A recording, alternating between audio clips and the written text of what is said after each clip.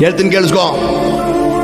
ಇನ್ನೊಂದು ಕುಟುಂಬಕ್ಕೆ ಕೆಡುಕುಂಟು ಮಾಡಿ ನೋವು ಪಡಿಸುವವರಿಗೆ, ಇನ್ನೊಬ್ಬ ವ್ಯಕ್ತಿಗೆ ನೋವು ಪಡಿಸುವವರಿಗೆ, ಇನ್ನೊಬ್ಬ ಸ್ತ್ರೀಗೆ ಕೆಡುಕುಂಟು ಮಾಡಿ ನೋವು ಪಡಿಸುವವರಿಗೆ, ಸ್ವಂತ ಹೆಂಡತಿಗೆ ಕೆಡುಕುಂಟು ಮಾಡಿ ನೋವು ಪಡಿಸೋರಿಗೆ, ಸ್ವಂತ ಗಂಡನಿಗೆ ಕೆಡುಕುಂಟು ಮಾಡಿ ನೋವು ಪಡಿಸೋರಿಗೆ, ಸ್ವಂತ ತಂದೆ ತಾಯಿಗಳಿಗೆ ಕೆಡುಕುಂಟು ಮಾಡಿ ನೋವು ಪಡಿಸೋರಿಗೆ, ವಿಧವೆಯರಿಗೆ ದಿಕ್ಕಿಲ್ಲದವರಿಗೆ ಕೆಡುಕುಂಟು ಮಾಡಿ ನೋವು ಪಡಿಸೋರಿಗೆ, ಸೇವಕರಿಗೆ ಸೇವೆಗೆ ವಿರುದ್ಧವಾಗಿ ಕೆಡುಕುಂಟು ಮಾಡಿ ನೋವು ಪಡಿಸೋರಿಗೆ ಯಾವತ್ತು ಒಳ್ಳೆಯದಾಗಲ್ಲ.